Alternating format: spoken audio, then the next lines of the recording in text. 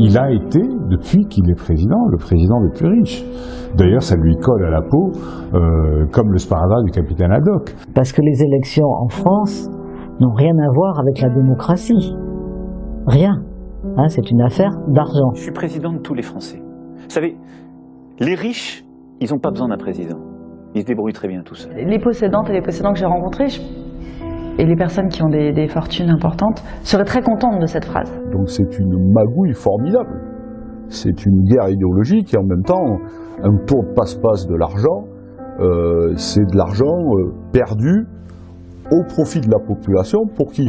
Au profit du capital. Je pense que c'est sa servilité que le patronat est allé chercher.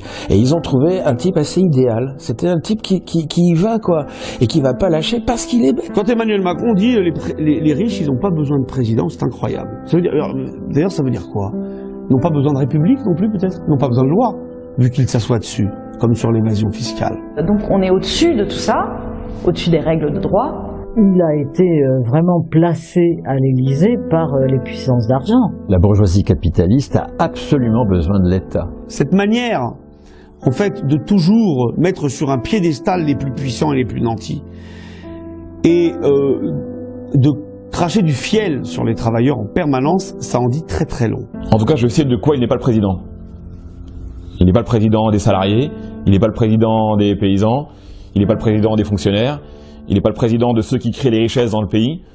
Et donc, s'il est président de quelqu'un, il est davantage président de la finance et de la bourgeoisie que des travailleurs. Ils ont absolument besoin d'un président et d'un État qui défend leurs intérêts. Les politiques publiques, les marchés publics sont des vaches à lait des gros capitalistes. Donc, si les riches n'ont pas besoin de président, Macron ne sert à rien. Parce qu'il n'est que le président des riches. Dans ce cas-là, il conviendrait qu'il démissionne très vite s'il estime qu'il est totalement inutile. Et il pense que son rôle de président se décompose de deux manières. Imposer des sacrifices, de la sueur, des larmes aux travailleurs en France, en les culpabilisant, en les divisant en permanence.